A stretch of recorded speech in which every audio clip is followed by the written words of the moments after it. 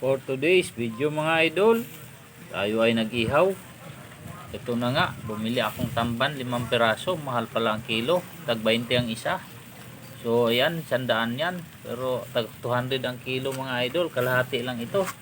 So ayan na nga, isugba na nato ni mga idol para lami ang atong kaon ngayong hapon.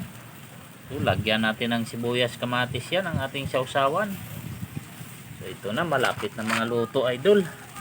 So dumaan lang ako kanina mga idol, ito nakita ko kagad sa bungad pa lang. Uy, sabi ko, tamban na, bihira lang to mga idol pag sa palengke sa ngayon. Kaya sinubukan kong bumili 5 piraso lang kung mataba nga mga idol. Nag ano yung mga ano niya, mantika. Ayun no, sa apoy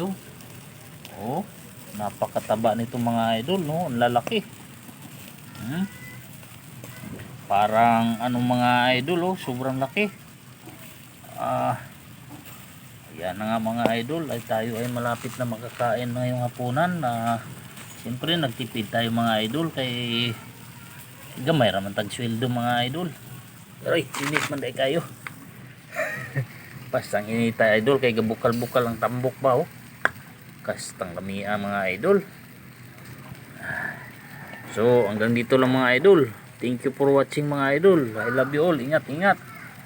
Pa-share, comment, follow nyo na lang mga idol ang ating Facebook at subscribe nyo na lang ang ating Kapintor Vlog, ang ating YouTube mga idol.